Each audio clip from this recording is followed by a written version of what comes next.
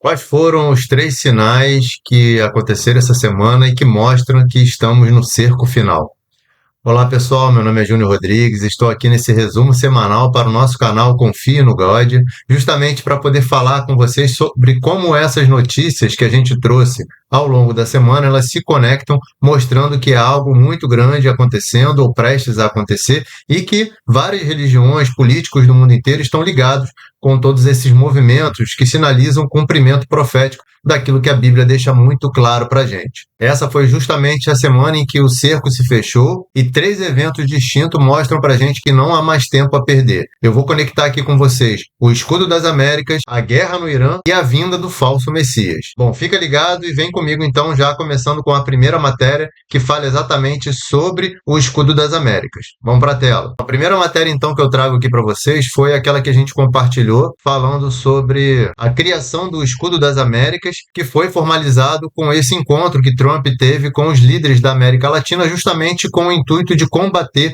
o narcotráfico. E o que chamou a atenção também para a gente foi que justamente o nosso presidente, o Lula, ele ficou de fora dessa coalizão, desse encontro, deixando para a gente muito claro em que lado ele está se posicionando e como que ele é visto pelos organismos internacionais e pelo próprio Estados Unidos da América. E aí então mostra nessa matéria para a gente que o presidente americano citou cartéis de drogas como a principal razão para intensificar o seu envolvimento com a América Latina. A gente sabe que ele tem outros interesses, inclusive a questão das terras raras, que ele já negociou com o Brasil, mas sabemos que há realmente também uma influência muito grande da China aqui na América Latina e que ele quer barrar essa influência e como que então isso está acontecendo, o fortalecimento dos cartéis e do narcotráfico acontecendo aqui nessa região. Bom, aí continuando com a matéria, que a gente pode destacar aqui justamente a formação de uma coalizão e que é um argumento que ele já vem defendendo ao longo do seu segundo mandato e aqui ele correlaciona inclusive com a questão da Venezuela, que ele veio então pressionando a Venezuela e prendendo o Nicolás Maduro. E é interessante porque ele se encontrou com pelo menos uma dúzia de líderes da América Latina e, como eu disse anteriormente, teve a ausência do Brasil. Que, como eu tinha mencionado anteriormente, o governo Trump também tem procurado maneiras de contrariar a crescente influência chinesa na região. E aqui eu quero destacar 2 pontos. Primeiro, a notícia que se teve de que há uma suposta base, ou seja, um centro de pesquisa, mas que é uma base militar disfarçada na Bahia, construída pela China em conjunto com o governo brasileiro. E também o segundo ponto, que é justamente a negação do governo brasileiro e a tentativa de impedir que os Estados Unidos façam isso, de colocar o PCC e o Comando Vermelho como organizações terroristas, o que poderia abrir portas para que então os Estados Unidos fizessem operações aqui no Brasil. E aí teve inclusive uma notícia de que um suposto porta-aviões dos Estados Unidos estava rondando aqui a costa do Brasil. Claro, algumas notícias falaram que era verdade, outras falaram que não era verdade, mas enfim, há sim realmente uma intenção dos Estados Unidos ampliar a sua presença militar aqui na região. Notícia que foi curiosa também foi justamente que o nosso presidente ele disse que o Brasil precisava se reforçar militarmente para impedir qualquer tipo de invasão e logo depois aconteceu de um navio da Marinha Brasileira encalhar aqui numa praia do Rio de Janeiro e isso então virou motivo de chacota porque de fato não há uma preparação e a gente sabe que há um sucateamento dos militares aqui no Brasil e não temos uma preparação adequada para nos protegermos de uma invasão militar que possa acontecer de uma grande superpotência. Bom, então nós vemos aqui que o foco é justamente a proteção da região e a questão da soberania, principalmente do nosso país. O que aconteceu aí em termos de movimentos marítimos, seja dos Estados Unidos ou do Brasil, não é algo isolado, é que sim há realmente uma preocupação com relação a isso e há um movimento de prontidão e movimentação que justamente está acompanhando esse clima de tensão global que a gente vê crescendo cada vez mais com a guerra no Oriente Médio, o envolvimento de outros países. Bom, e já que a gente está falando do Oriente Médio, então vamos tratar daquilo que Trump advertiu durante essa semana, justamente por conta da preocupação com o fechamento do Estreito de Hormuz. O Estreito de Hormuz é justamente onde passa cerca de 1/5 da produção de petróleo mundial e que isso pode, de fato, impactar as economias e já vem impactando, inclusive na China já se tem relato de grandes filas, aqui no Brasil já está tendo uma limitação em alguns postos para que as pessoas abasteçam somente até R$100, enfim. Então já há algum tipo de movimento e preocupação devido a essa ou possível escassez de petróleo que a gente pode ter no mercado global. Bom, então a gente vê aqui que o Trump pediu para o Irã não minar o Estreito de Hormuz, Netanyahu disse que a ofensiva ainda não acabou. A gente vê que tem se intensificado os ataques, como o próprio Estados Unidos prometeu que iria acontecer, e de fato fazendo com que essa guerra comece a escalar. A gente já teve um terceiro ataque do Irã contra uma localização, uma base americana que tinha cerca de 50 ogivas na Turquia, que foi barrada pela Força Aérea Turquesa,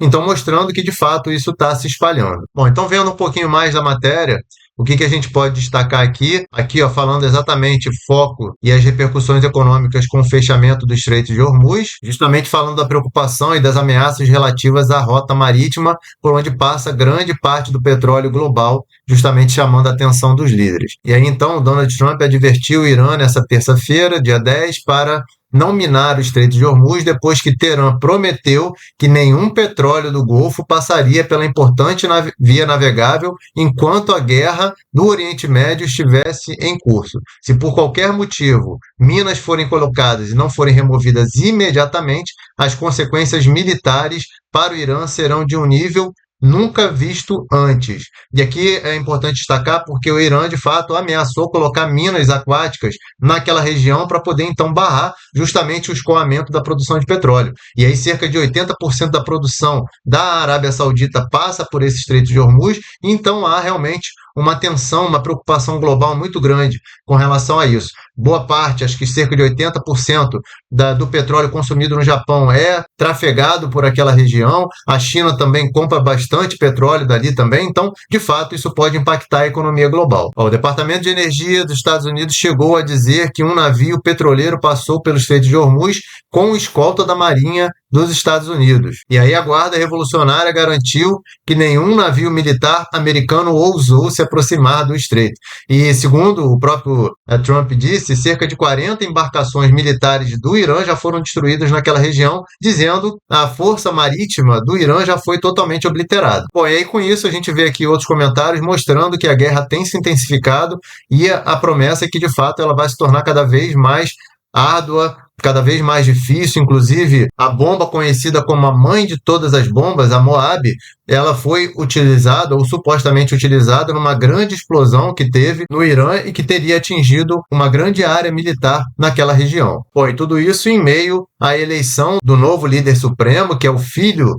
do Khamenei, e que inclusive ele teria assumido, teria tomado posse sem aparecer, porque ele teria sido atingido duramente no primeiro dia de ataque dos Estados Unidos e de Israel contra o Irã, e que ele está gravemente ferido, mas ele está governando e assumiu o seu posto. E embora o conflito ele tenha atingido o seu ápice, o Trump está afirmando que essa guerra vai acabar logo, e muitos comentaristas dizem que ela vai durar pelo menos mais umas 3 ou 4 semanas, e justamente essa pressa, ou suposta pressa que o Trump tem com relação ao fim dessa guerra, como eu comentei na quarta-feira, justamente para poder pavimentar o Conselho de Paz e que pode, inclusive, virar um grande acordo de paz que foi profetizado e que temos realmente a indicação de que isso está para acontecer logo, logo, com a chegada de vários outros países árabes para poder apoiar a incursão de Israel dos Estados Unidos contra o Irã. E a gente sabe que sem a resistência do atual governo iraniano, o caminho para o acordo definitivo de paz já está pavimentado e está livre. Bom, e aí por fim, indo para a nossa terceira matéria, o ponto mais crítico que eu queria comentar aqui com vocês, isso aqui é um jornal iraniano, diz o seguinte: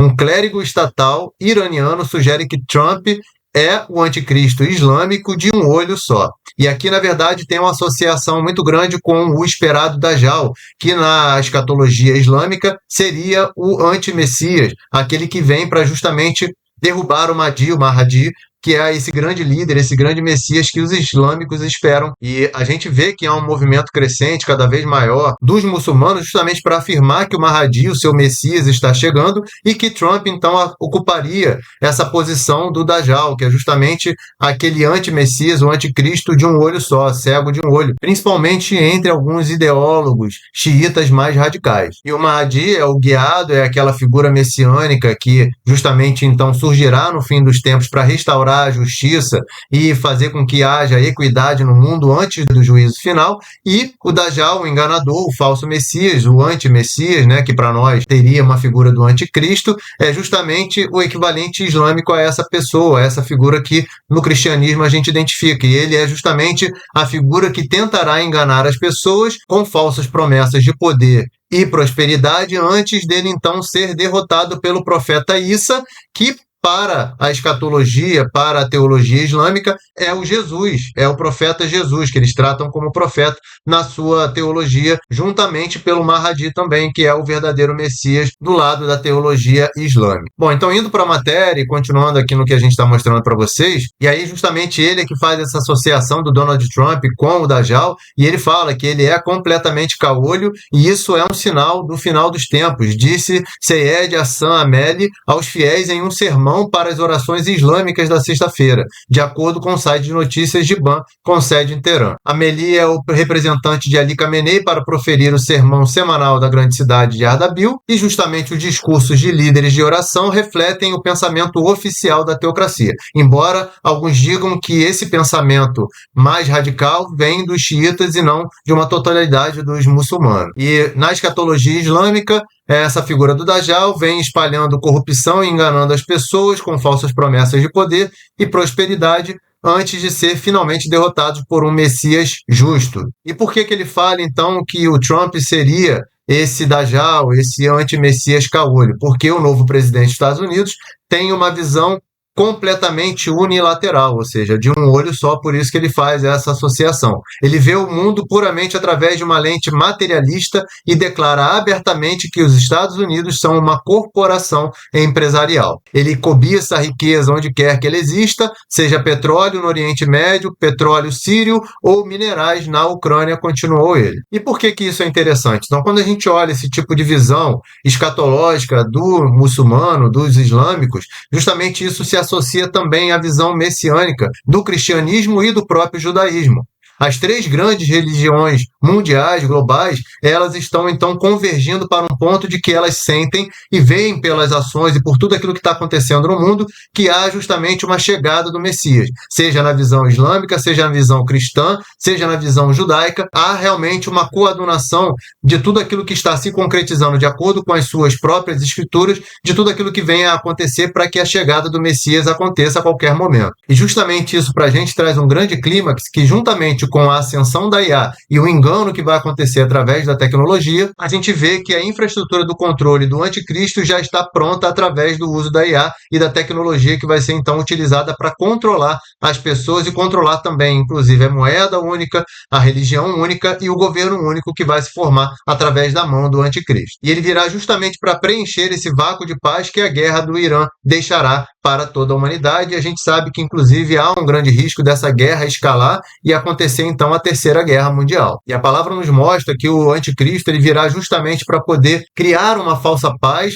após uma grande guerra que acontecerá, então tudo indica que tudo isso está prestes a acontecer. Bom, voltando aqui para a tela para a gente poder finalizar e concluir o nosso vídeo, então o que mostra através dessas matérias que a gente trouxe aqui para vocês e a conexão entre elas? Que o escudo protege, que a guerra limpa o terreno para justamente pavimentar o movimento de paz e que o engano messiânico vai fazer com que as pessoas então não consigam enxergar a verdade. E a verdade que está em Cristo Jesus, mostrando que ele logo voltará, mas antes dele voltar, precisa que o anticristo apareça, então a grande tribulação que vai acontecer ao longo de 7 anos, e após isso então Jesus vem para derrotar ele, o falso profeta, e lançar Satanás na prisão durante 1000 anos. O relógio marcou meia-noite e a gente precisa estar pronto. Você está? Se você gostou desse vídeo, curta, compartilhe, ative o sininho, se inscreva no nosso canal, continue nos acompanhando nos vídeos curtos, nas matérias que a gente lança pelo menos 3 vezes na semana e nos nossos resumos semanais, para que você então compreenda tudo aquilo que está acontecendo, os movimentos proféticos e tudo que então está acontecendo para se cumprir aquilo que está na palavra de Deus e mostrar que o nosso Senhor está às portas. Um grande abraço e até a próxima.